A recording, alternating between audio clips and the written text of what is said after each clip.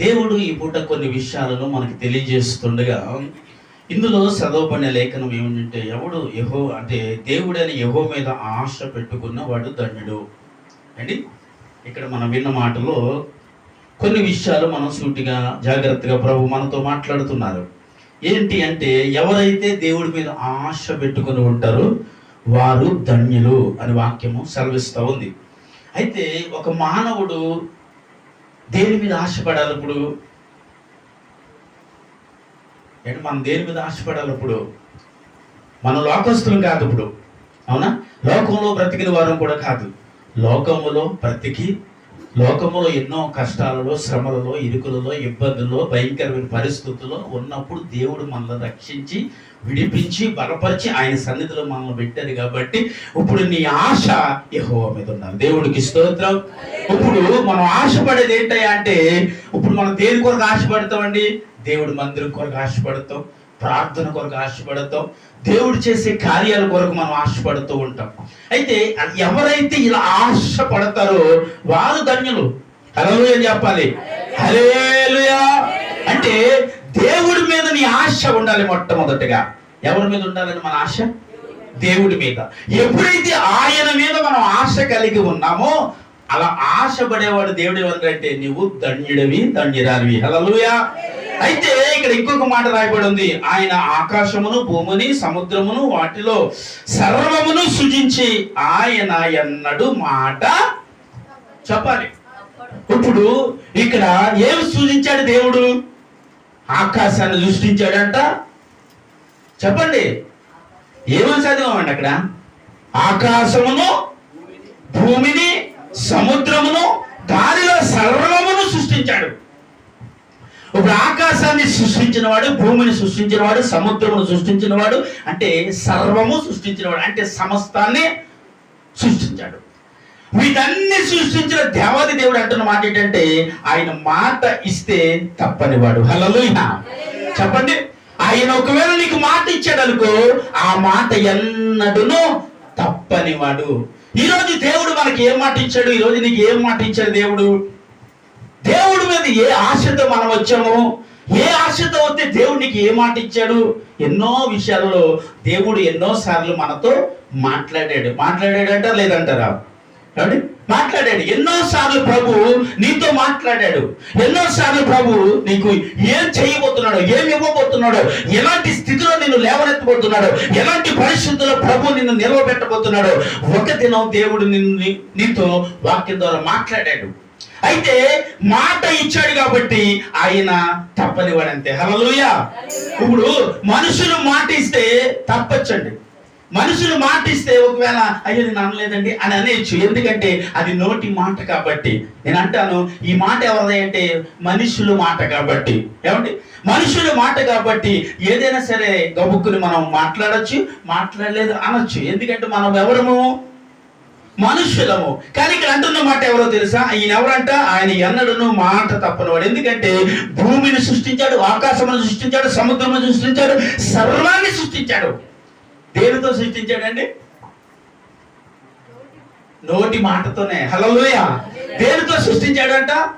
ఈ సర్వాన్ని, సమస్తాన్ని, ఆకాశమును, భూమిని, నిన్ను నన్ను కూడా దేవుడు దేనితో సృష్టించాడంటే నోటి మాటతో. కాదు చెప్పాలి. నోటి మాటతో కాక చేతి పనితో సృష్టించబడి వారు కూడా ఉన్నారు. ఎవరు? మనం అని చెప్పాలి. హల్లెలూయా. ఇప్పుడు ఇక్కడ ఆకాశాన్ని సృష్టించాడు, భూమిని సృష్టించాడు, సముద్రమును సృష్టించాడు, వాటిలో ఉన్న సమస్తమును సృష్టించాడు. దేని చేత అంటే నోటి మాట చేత. కానీ మానవుడు దేవుని చేతి చేత తయారు చేయబడిన వాడు. హల్లెలూయా. హల్లెలూయా. నేను అంటాను, ఈ భూమి కంటే, ఈ ఆకాశము కంటే, ఈ సముద్రము కంటే, సృష్టించబడిన సర్వము కంటే నువ్వు గొప్పవాడివే. హల్లెలూయా చెప్పాలి. నీవు గొప్పవాడివే, నువ్వు గొప్పదానివే. ఎందుకంటే దేవుని చేతుల మీద తయారు చేయబడిన వ్యక్తులు మీరు. ఆమేన్ చెప్పండి. హల్లెలూయా చెప్పండి. మనము దేవుని చేతుల మీద తయారు చేయబడిన వారము. ఇక్కడ దేవుడు కలిగిన సమస్తాన్ని నోటితో సృష్టించి, కానీ మానవుడిని మాత్రం ఎలా సృష్టించాడండి? అంతే కదండి. నేలను మట్టి నుంచి తీసి, క్షమించాలి, మట్టిని నేలలో నుండి తీసి ఏం చేశాడు? మనిషిని చేసి జీవము పోసి వాడికి ఆదాము అని పేరు పెట్టి ఒక మనిషి అంటే దేవుని చేతుల మీదుగా తయారు చేయబడినవాడు మానవుడు ఒక్కడే, ఆదాము ఒక్కడే. దేవుడికి స్తోత్రం, హల్లెలూయా. అందును బట్టి దేవుడికి మనం అంటే ఇంత ఇష్టం. చెప్పండి, దేవుడికి మనం అనుకుంటాం ఒక్కోసారి, దేవుడికి నేనంటే ఇష్టం లేదండి, దేవుడికి నేను నచ్చలేదండి, ఏదో నాలో తప్పు వచ్చిందండి, ఏదో నాలో పొరపాటు వచ్చిందండి, దేవుడికి నేను ఇష్టం కావట్లేదు అని అనొచ్చు. కానీ సమస్తాన్ని నోటి మాటతో తయారు చేయబడితే నువ్వు మాత్రం దేవుని చేతి చేత తయారు చేయబడిన వాడు కాబట్టి దేవుడు నిన్ను ఎంతగా ఆయన నిన్ను ప్రేమిస్తున్నాడు. హల్లెలూయా, హల్లెలూయా. ఏమండి అంటే దేవుడి చేతుల మీదుగా తయారు చేయబడిన వ్యక్తులు కాబట్టి ఈరోజు మన మీద ఆయనకు ఒక అధికారం ఉంది. ఉందంటారు లేదా? ఎందుకంటే ఆయన చేతుల మీదుగా తయారు చేయబడిన వ్యక్తులు కాబట్టి, ఆయన చేతుల మీదుగా నేను తయారు చేయబడ్డాము కాబట్టి మన మీద ఆయనకి అధికారం ఉంది. ఏమైనా చేయగలడు అంటే పాడు చేయగలడు, బాగు చేయగలడు. అందుకో మాట్లాడాడు, గాయము చేయువాడని నేనే, గాయమును కట్టువాడను నేనే. హల్లెలూయా. ఎందుకు ప్రభువా? ఎందుకు గాయాన్ని కట్టే అధికారం ఉంది, మళ్ళీ గాయాన్ని చేయటం ఎందుకు ప్రభువా అని అడిగామనుకోండి, ఇదేంటి ఇప్పుడు గాయాన్ని కట్టువాడు నేనే అన్నాడు, చాలా బాగుంది, అద్భుతం. కానీ గాయమును చేయువాడు కూడా నేనే అన్నాడు ఆయన. అప్పుడు దేవుడు మనం ఏమని అడుగుతాం అంటే, ఎందుకు ప్రభువా గాయాన్ని చేయటం, గాయాన్ని కట్టడం? అప్పుడు దేవుడు అంటాడు, మానవుడి దృష్టి, మానవుడి ఆలోచన, మానవుడి విధానము మారిపోయింది కాబట్టి ఆ మానవుడు సరి చేయబడాలంటే మానవుడికి గాయము చేయబడాలి. అందుని బట్టి నేను గాయము చేయవాడని తిరిగి మరలా. హల్లెలూయా. అంటే దేవుడు ఎందుకు గాయం చేశాడంటే మనం అంటే ఇష్టము కాబట్టి. హల్లెలూయా. చెప్పండి, ఇప్పుడు దేవుడు మనలను గాయం చేశాడంటే దేవుడు ఏదో మనకి శ్రమ పెట్టాడన్నా, ఏదో బాధ పెట్టాడన్నా, ఏదో ఇబ్బంది పెట్టాడన్నా మనం ఏదో పాపం తొందరపడి మాట్లాడతాం. కానీ దేవుడు ఎందుకు ఈ పెట్టాడని మనం అడిగితే దేవుడు అంటాడు కదా, మనలను బాగు చేయడానికి. హల్లెలూయా. చెప్పాలి అంటే బాగు చేయడం ఏంటయ్యా? ఎందుకంటే బాగు చేయబడాలి అని దేవుడు అన్నాడంటే మనం పాడేయమనగా, పాడైపోయిన మనలను బాగు చేయడానికి ఆయనే మనల్ని గాయము చేసి ఉన్నాడు. హల్లెలూయా. గాయం చేశాడు, తిరిగి మరలా గాయాన్ని చెప్పాలండి. ఎవరి వల్ల అవుతుంది కట్టడం? ఈ లోకంలో నువ్వు ఎక్కడికి తిరిగినా గాయం కట్టబడటం అనేది. ఎందుకంటే ఆయన మాత్రం ఆ గాయమును కట్టగలనన్నాడు. చేయవాడు నీది కాబట్టి కట్టువాడు కూడా. గాయము చేయవాడు ఆయనే, గాయమును కట్టువాడంటే నీ స్థితి ఒకవేళ బాగుకుపోయినా బాగు చేయవాడు ఆయన ఒక్కడే. స్తోత్రం చెప్పి చప్పట్లు కొట్టండి. హల్లెలూయా. నీ స్థితిని, నీ పరిస్థితిని, నీ ఆలోచన విధానమును సరి చేయగలిగిన దేవుడు ఆయన. ఆమేన్. హల్లెలూయా. అందును బట్టి ఆయన అంటున్న మాట, ఇదిగో నేను మాట ఎన్నడను తప్పను. నేను నీకేమి ఇస్తానన్నానో అది ఇస్తాను, నేను నీకేం చేస్తానని మాట ఇచ్చానో అది నేను చేస్తాను. ఎందుకంటే మాట ఇచ్చినవాడు మానవుడు. చివరి మాట మీరు చెప్తారని చూస్తున్నాను. మాట ఇచ్చినవాడు మానవుడు కాదు కనుక అని చెప్పాలి. హల్లెలూయా. ఏమండి, మాట ఇచ్చినవాడు మానవుడు కాడు. మాట ఇచ్చినవాడు నేను కాదు. ఒకవేళ మాట మనం ఇస్తే నేను అన్నాను తప్పుపోవచ్చు. మాట మనం ఒకవేళ ఇచ్చినా ఆ మాటను మనం నెరవేర్పులోకి తీసుకురాకపోవచ్చు, కానీ దేవుడు తీసుకొస్తానంటున్నాడు. ఎందుకంటే ఆయన అంటున్నాడు, నేను మాట ఎన్నడను తప్పని వాడును. దేవుడు మన జీవితాల్లో ఎన్నో అద్భుతాలు చేస్తాడండి. దేవుడు మన జీవితంలో ఒక్కొక్కసారి చాలా భయంకరమైన శోధనలో ఉన్నప్పుడు, కష్టంలో ఉన్నప్పుడు, బాధలో ఉన్నప్పుడు, వ్యాధితో ఉన్నప్పుడు, శ్రమలో ఉన్నప్పుడు, ఆవేదనతో ఉన్నప్పుడు, గుండె పగిలిపోతున్నప్పుడు, గుండె ఆవేదనతో ఉన్నప్పుడు, ప్రభువా ఏంటి ఈ పరిస్థితి నేను ఒకవేళ ఏడ్చే సమయంలో నీ గాయమును, నీ శ్రమను, నీ దుఃఖమును, నీ భావమును, నీ అన్నిటినీ చూసువాడు ఆయన. దేవుడికి స్తోత్రం. హల్లెలూయా. ఆయన చూశాడంట, ఆయన చూస్తున్నాడంట. కాబట్టి ఆయన నీకు ఏ మాట నెత్తించాడు అది నెరవేరు వరకు నిన్ను దేవుడు అంటున్నాడు, మాట తప్పని బిడ్డ. ఇప్పుడు హల్లెలూయా. మనం అంటాం దేవుడు అన్యాయం చేశాడండి, దేవుడు మాట తప్పాడండి. అబ్బా, ఇక్కడ రాయబడిన మాట, ఆయన మాట తప్పువాడు కాడు. ఆయన నిన్ను వదిలిపెట్టేవాడు కాదు, నిన్ను విడిచిపెట్టేవాడు కాదు. నీ గాయం అవుతే నాకెందుకు లేదు, ఎవడొకడు కడతాడనేవాడు కాదంట. ఆయన కట్టగలడు, ఆయన చేయగలడు. ఎందుకంటే ఆయన చేతుల మీద మనం ఏం చేయబడ్డాం? తయారు చేయబడ్డావు. ఆమేన్, హల్లెలూయా. దేవుడి చేతుల మీద నువ్వు తయారు చేయబడ్డా కాబట్టి దేవుడు నిన్ను ఇంత ఆదరిస్తున్నాడు. నువ్వు బాధలో ఉన్నా, నువ్వు దుఃఖంలో ఉన్నా, నువ్వు శ్రమలో ఉన్నా, నువ్వు వ్యాధితో ఉన్నా, ఏ పరిస్థితిలో నువ్వు ఉన్నా ప్రార్థన చేస్తే పరిగెత్తుకుంటూ నీ దగ్గరికి వస్తున్నాడు. ఆమేన్, హల్లెలూయా. చెప్పండి, ప్రార్థన చేస్తే ఆయన పరిగెత్తుకుంటూ నీ వద్దకు వస్తున్నాడు. అంటే నీకు అర్థం ఎలా తెలుస్తుందండి? ప్రభు వచ్చారండి, ప్రభు విన్నారండి అని మనం ఎప్పుడు అంటాం?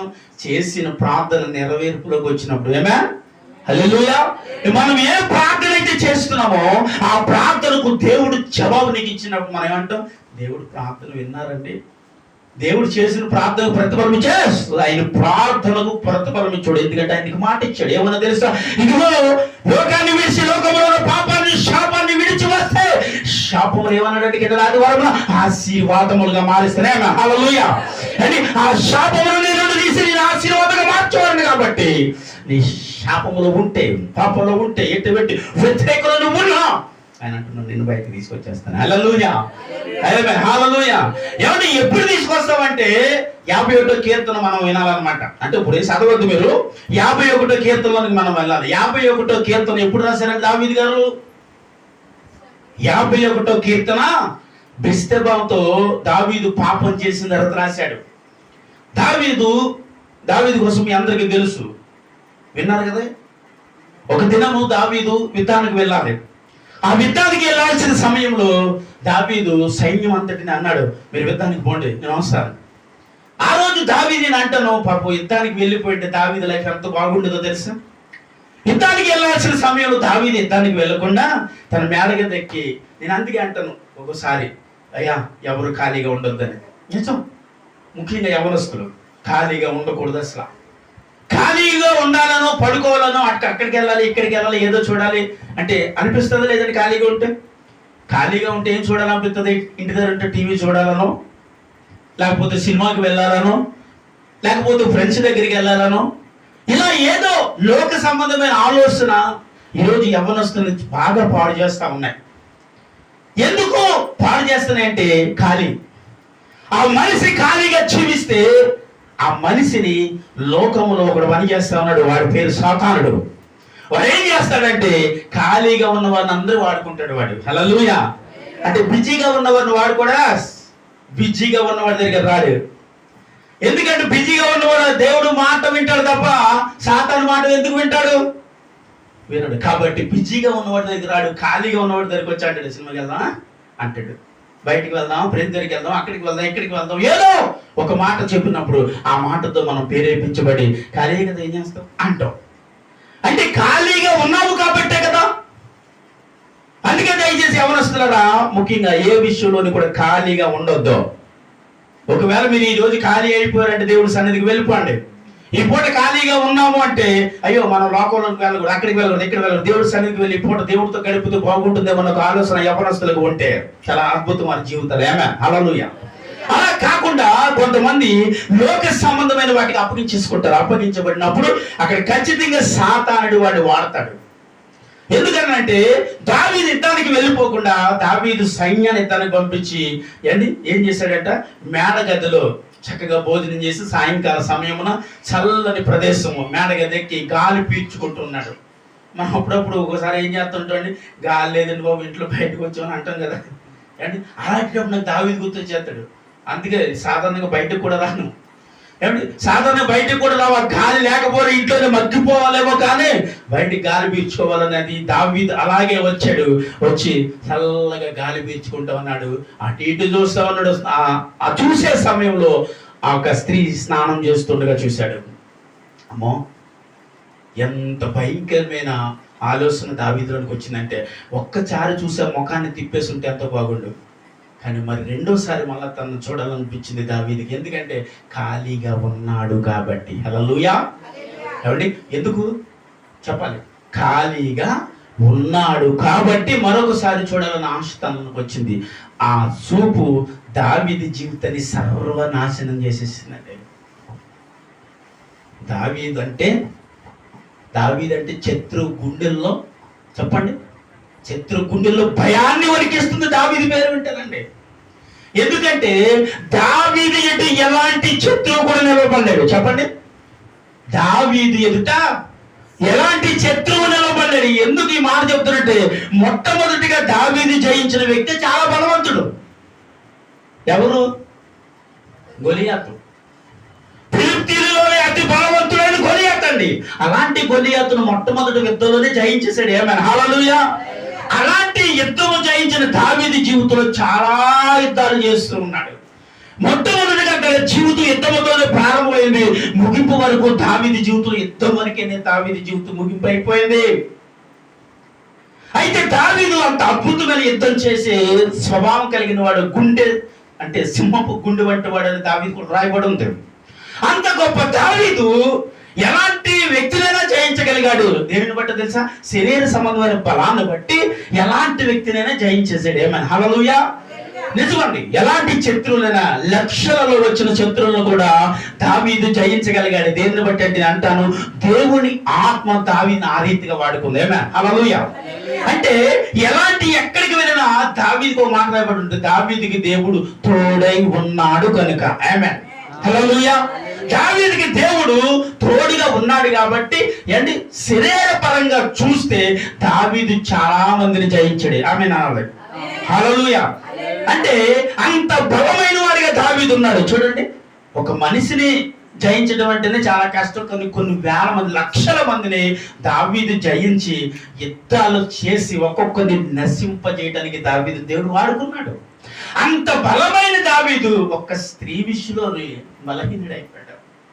అది చాలా వాక్యం చదివితే భయమేసేస్తుందండి.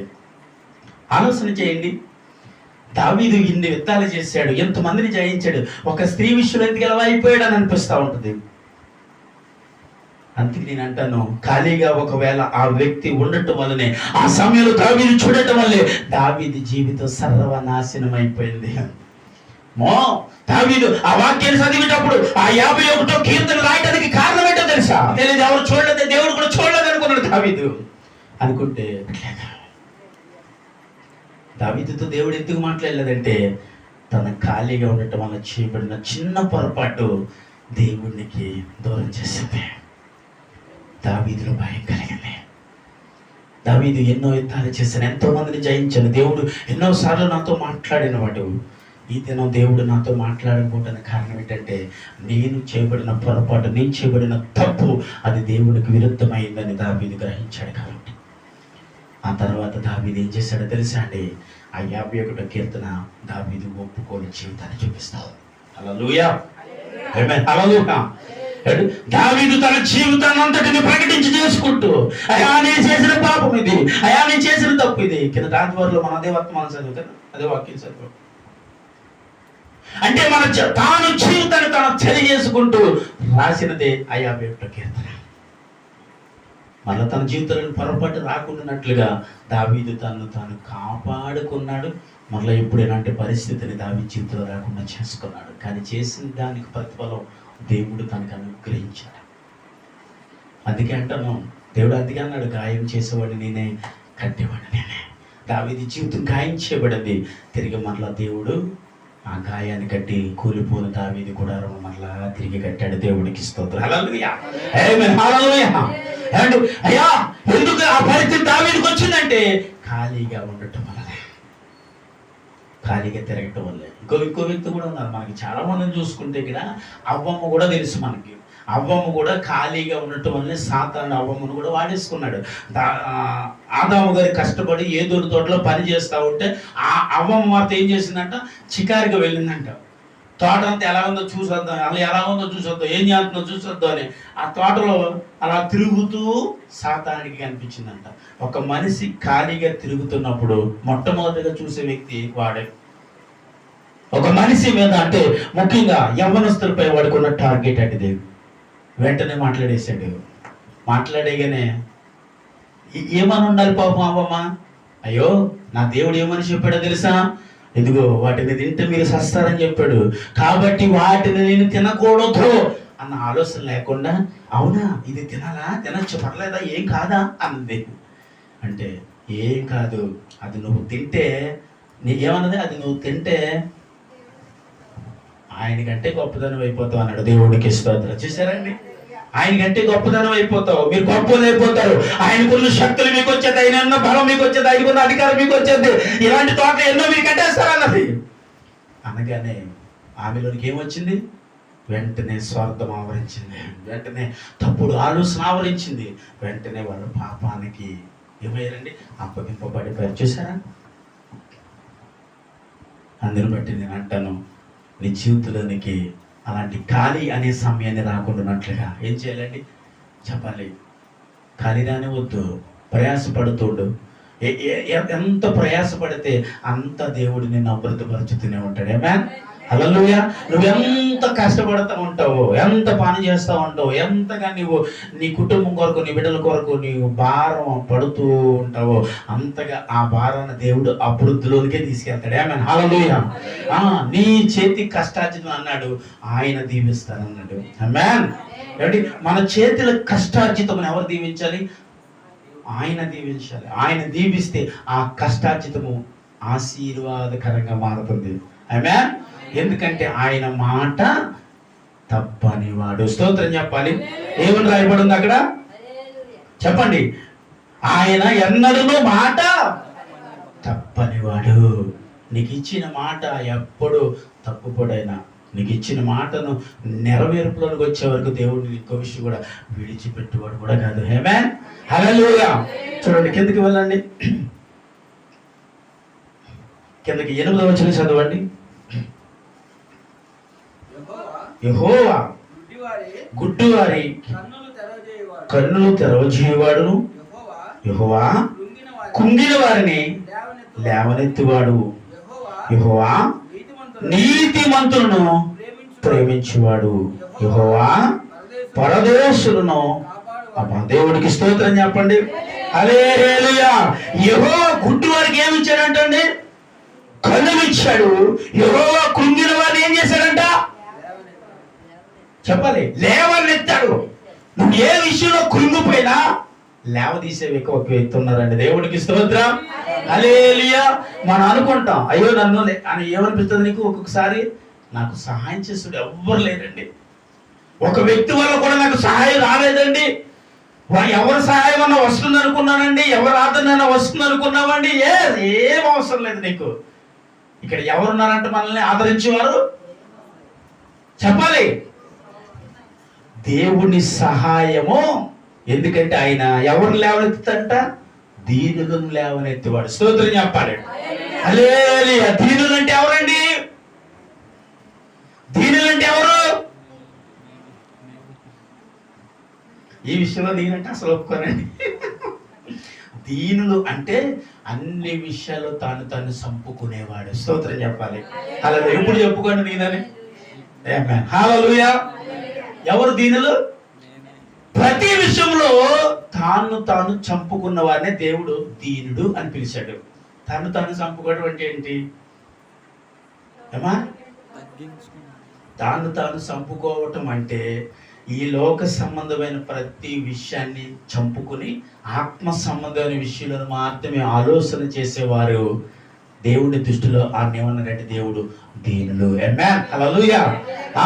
వాటన్నిటిని చంపుకోవాలి. చంపుకునేవాడు దేవుడి దృష్టిలో దీనుడయ్యాడు. సంపన్నవాడు దేవుడి దృష్టిలో గర్విష్ఠుడయ్యాడు. గర్విష్ఠుడయ్యాడు అంటే వారికి దేవుని మాట నెరవేర్పులోనికి రాదు. దీనుడుగా పిలువబడిన వాడు మాత్రం దేవుడు అంటున్నాడు. ఏమన్నా దేవుడు? చెప్పాలండి, లేవనెత్తేవాడిని. ఆమేన్. హల్లెలూయా. ఆయన లేవనెత్తేవాడు ఎవరయ్యా అంటే దీనుడై ఉండాలి. చెప్పలేటండి, ఏమై ఉండాలి? ఆమేనని చెప్పాలి మీరు. ఆమేన్. హల్లెలూయా. అయితే దీనుడైన వాడిని మాత్రమే దేవుడు ప్రేమించాడు. దీనత్వం కలిగిన వాడిని దేవుడు ప్రేమించాడు. ఆ దీనత్వం 51 కీర్తన రాసినప్పుడు వచ్చింది దావీదుకి. దేవునికి స్తోత్రం. హల్లెలూయా. అందును బట్టి ఆ సమయంలో దీనత్వాన్ని దేవుడు చూశాడు కాబట్టి ఏం చేశాడండి? గాయాన్ని కట్టాడని చెప్పాలి. ఇప్పుడు హల్లెలూయా చెప్పండి. గాయం ఏం చేస్తాడన్నాడు ఆయన?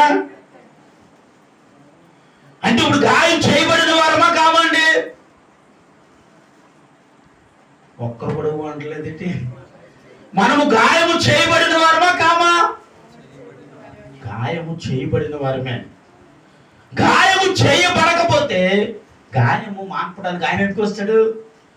గాయము నీకు ఉంది అంటే, నేను అంటాను, గాయం అనగా లోక సంబంధమైన క్రియలు, ఆలోచనలు, వ్యసనాలు, తలంపులు, ఆలోచన విధానాలు, వీటిని ఏమంటాడంటే దేవుడు, చెప్పండి, గాయం. ఈ గాయాన్ని కట్టివాడు నేను, అయితే గాయాన్ని చేసేవాడు నేనని అన్నాడు కదా. ఇదేంటంటే, అంటే ఆల్రెడీ గాయాన్ని ఆయన చేశాడా?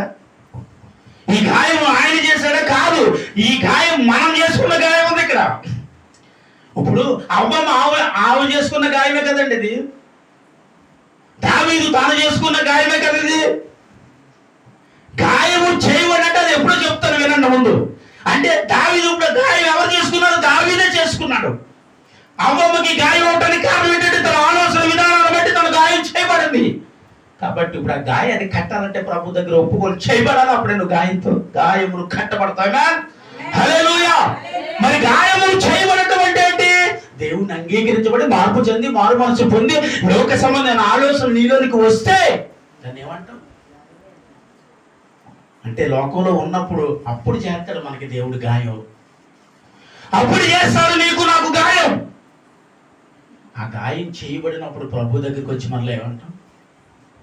ప్రభువా, ఇప్పుడు నేను కిందట ఒక 2-3 నెలల క్రితం ఇప్పుడు చెప్పుంటాను, ఒక వ్యక్తి ఈ యెరూషలేము నుండి యెరికో పట్టణానికి వస్తున్నాడు. తన గాయం చేయబడ్డాడు, కొట్టబడ్డాడు, దోచుకోబడ్డాడు అన్న ఒక వాక్యాలు విన్నాం కదా. అప్పుడు ఎవరెవరు ఆయన దగ్గరికి వచ్చారు? చాలా మంది వచ్చారు, చూశారు, వెళ్ళిపోయారు. ఎవరైనా వారికి సాయం చేశారా? మరి సాయం చేసిన వ్యక్తి ఎవరు? ఏంటి? సమరయుడు ఆయన దగ్గరికి వచ్చి ఏం చేశాడండి? తన ద్రాక్షరసముతో తన తూలుతో ఆ గాయమును కడిగి పూట కోళ్ళ వారింటికి తీసుకెళ్ళి అప్పగించి అన్నాడు, ఇదిగో ఈ మనిషి నేను మరలా తిరిగి వచ్చేంత వరకు ఈ మనిషి నువ్వే జాగ్రత్తగా చూసుకోవాలి. ఈ గాయాన్ని నువ్వు కట్టాలి. దాని నిమిత్తం నీకు నేను కొంత ధనాన్ని ఇస్తున్నాను, సరిపోకపోతే మరలా నేను వచ్చాక ఇస్తాను అన్నాడు. ఈ వాక్యాన్ని ఒకసారి మీకు చెప్పాను. అంటే ఎక్కడి నుంచి వచ్చినప్పుడు గాయం చేయబడిందండి? యెరూషలేము నుండి యెరికోకు వచ్చేటప్పుడు. స్తోత్రం చెప్పాలి.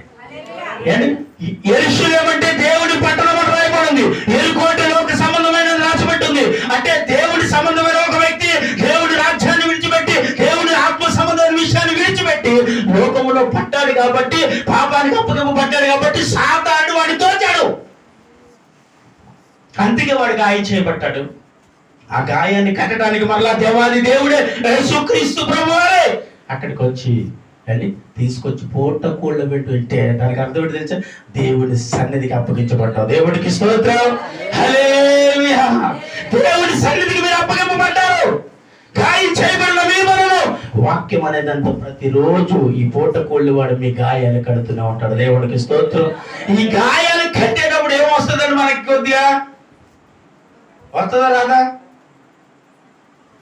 అప్పుడు తట్టుకోగలగాలి. దేవుడికి స్తోత్రం చెప్పండి.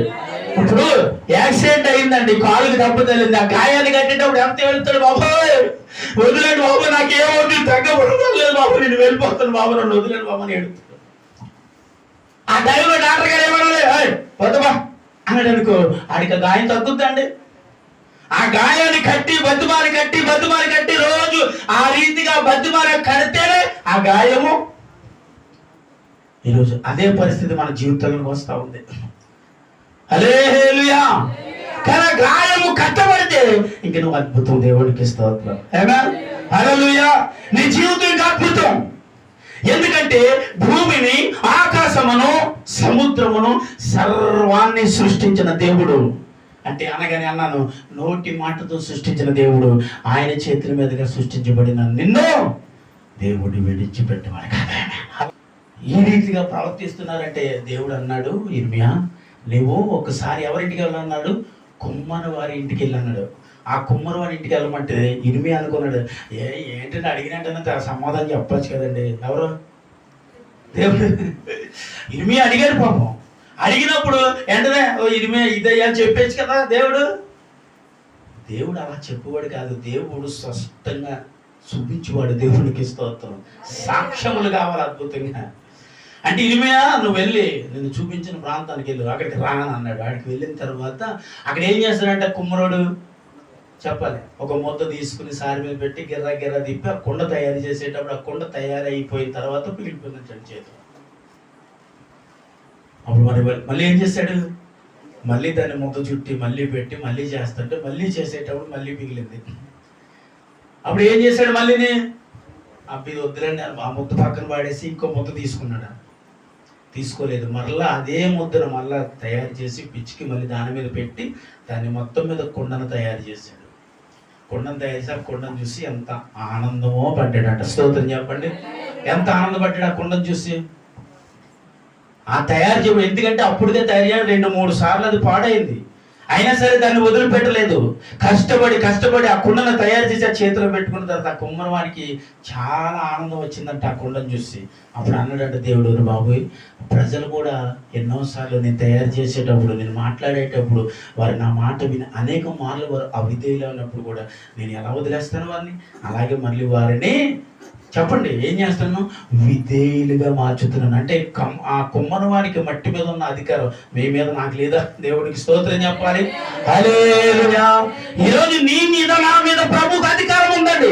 ఎందుకంటే ఈ నేల మట్టి నుండి తీయబడి దేవుడి చేత తయారు చేయబడిన వాడు కాబట్టి నీ మీద నా మీద ఆయనకి మాత్రమే అధికారం ఉంది. చెప్పండి కొట్టిన అందరూ కూడా ఒకసారి.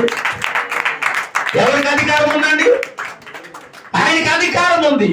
ఆ అధికారంతో ఏం చేశాడంట, మనలను పాడైన మనలను వదిలిపెట్టక మరలా ఒక్కసారి కాదు అనేక మార్లు మనల్ని ఏం చేశాడు, పాడైపోతున్న మనలను ఆ కుండగా తయారు చేసే వరకు దేవుడు అని విడిచిపెట్టలేదు. స్తోత్రం చెప్పాలి. ఇప్పుడు ఒకసారి కుండ కోసం కథ చెప్పానమ్మ మీకు, చెప్పాను ఒకసారి చెప్తాను విందాం. ఆ కుండను తయారు చేసేసి చాలా ఆనందం పడ్డాడంటే ఎవరు, కుమ్మరివాడు. చాలా ఆనందపడి ఆ కుండను తీసుకొచ్చి ఎక్కడ పెట్టి కాల్చాడండి, ఎండలో పెట్టి దాన్ని బాగా ముందు ఏం చేస్తారు, దాన్ని ఎండబెడతారండి. కొన్ని రోజులు అది ఎండాలి. ఎండిన తర్వాత అప్పుడు మళ్ళీ దాన్ని ఆ మంటల్లో పెట్టి దాన్ని కాల్చి దాన్ని తయారు చేసి దాన్ని రంగేసి చాలా కష్టపడతారు ఒక కుండను తయారు చేయడానికి. అంత తయారు చేయబడిన తర్వాత ఆ కుండ అనుకుందంట, అబ్బప్పుడు నేను ఎంత అందంగా ఉన్నానో కదండి. అయితే ఆ కుండ తయారు చేయబెట్టేటప్పుడు చాలా ఏడ్చిందండి. అది తవ్వేటప్పుడు ఏడ్చిందంట, కుమ్మేటప్పుడు ఏడ్చిందంట, దాన్ని తయారు చేసేటప్పుడు ఏడ్చిందంట. ఒళ్ళంతా నొప్పులు కొడుతున్నాను, వదులు అన్నట్టు. ఈరోజు నువ్వు కూడా అలాగే అంటున్నావు. వదులు బాబు నన్ను విడిచిపెట్టు బాబు, నన్ను వద్దు బాబు అని అంటున్నా. వాడి విడిచిపెట్టగా కుండను తయారు చేసిన తర్వాత అన్నీ అయిపోయిన ఆ కుండ అనిందంట, అబ్బా నేను చాలా బాగున్నానే అనిందంట. ఆ కుండను తీసుకొచ్చి మార్కెట్లో పెట్టి ఆ యజమానుడు అమ్ముకునే సమయంలో కొనుక్కోవడానికి ఎవడో 4 బోటుగాడు వచ్చాడంట. వచ్చి ఆ కుండను తీసుకుని, కుండ చాలా బాగుంది కదా అని కుండను కొన్న వాళ్ళు ఏం చేస్తారండి, కుండను తీసుకుని ఇలా కొడతారండి. కొడతా ఉంటారే, బాబు కొట్టకండి నాకు ఏమవుతుంది, నొప్పు పుడతా ఉందని అనిందంట. ప్రతి ఓడు రావటం, తీసుకోవటం, పెట్టడం మొత్తం మీద ఒకరికి నచ్చింది. ఆ కుండను తీసుకుని వెళ్ళి ఏం చేశాడు, ఇప్పుడు ఆ పనివాడికి ఇచ్చాడు. ఆ పనివాడికి ఇస్తే ఆ పనివాడిని ఎత్తి మీద పెట్టి ఆ కుండలో నుంచి నీళ్లు మోస్తా ఉన్నాడట. అది అందంట. ఇప్పుడు నాకు ఎంత ఆనందంగా ఉంది, ఈరోజు నన్ను నెత్తి మీద కొట్టి మోస్తున్నానంట. ఏమంది, నన్ను నెత్తి మీద పెట్టి మోస్తున్నానంట. కానీ ఆ నెత్తి మీద రావటానికి ఎంత శ్రమ పడిందని అనుకుంటా. వాడనంట నా దరిద్రం ఇలా ఏడ్చింది కాబట్టి నిన్ను నెత్తి మీద పట్టుకుని ఏడాలు చేస్తుంది అన్నాడంట. నాట్లాడు దేవుడికి సూత్రం. నా దరిద్రం ఇలా ఏడ్చింది కాబట్టి నువ్వు ఎన్ని చేసినా నువ్వు ఏమన్నా సరే ఇలా ఏడాలు చేస్తుంది అన్నాడంట. అన్నదాంతో బాబు అసలు నీ నెత్తి మీద రావటానికి నేను కష్టాలు పడ్డాను కథ అంతా చెప్పుకొని కొండ పాపం దానికి వాళ్ళంతా కొండ మోసేవాడికి మనం పెట్టుకుందంట. దేవుడికి స్తోత్రం. హల్లెలూయా. ఏమండి, అయితే ఆ కొండ ఆ నెత్తి మీదకి రావడానికి మరి ఎన్ని కష్టాలు పడింది, ఇప్పుడు పడిందమ్మా. పడటానికి ఎక్కడి నుండి పడింది, చెడులు ఆ మట్టి త్రవ్వటం మొదలు పెట్టింది కానీ కొండ తయారయ్యే వరకు దానికి చాలా శ్రమలు వచ్చినాయి. వాటన్నిటిని అనుభవిస్తేనే కానీ ఒక నెత్తి మీద కూర్చుని ఆ స్థితి దానికి రావా. ఈరోజు నేను కూడా ఇదే మాట తెలియజేస్తున్నాను. ఈరోజు నీ జీవితంలో ఎలాంటి శ్రమలు, దుఃఖాలు, భారాలు, ఆవేదనలు, కష్టాలు ఎన్ని నీ జీవితంలోకి వచ్చినా నిలవబడి చూడు. ఒక దినము నువ్వు ఒక ఉన్నతమైన స్థలం మీద నిలవబడతావు. ఆమేన్, హల్లెలూయా. ఒక ఉన్నతమైన స్థలం మీద నువ్వు నిలవబడతావు. అలా నిలవబెట్టడానికి ముందు నీలో కావాల్సిన ఓర్పు, సహనము, వీటన్నిటిని నువ్వు చూడగలిగితేనే ఆ ఉన్నతమైన స్థానం మీదకి వెళ్ళి కూర్చోగలుగుతావు. ఆమేన్, హల్లెలూయా. ఆ స్థితి నీకు నాకు రావాలంటే ఏం చేయాలి? ముందు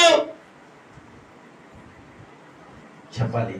ఓర్పుతో, సహనముతో, దేవుని సన్నిధిలో భయముతో జీవించగలగాలి. అలా జీవిస్తే దేవుడు నిన్ను ఏం చేస్తాడంటే ఆశీర్వదించి ఉన్నతమైన స్థానాన్ని నిలబెడతాడు. ఆమేన్, హల్లెలూయా. అలా నిలవబెట్టే దేవుడు అంటున్నాడు. ఏమంటున్నాడు? ఏం చేస్తారంటున్నాడు? చెప్పాలి. ఆ ఉన్నతమైన స్థానం వచ్చిందని ఎవరు చెప్పుకున్నట్ట? మోసేవాడు చెప్పుకున్నాడు కదా. అలాగే నిన్ను చూసి అనేకులు నీ కొరకే ప్రకటన చేసుకుంటారు. ఆమేన్, హల్లెలూయా.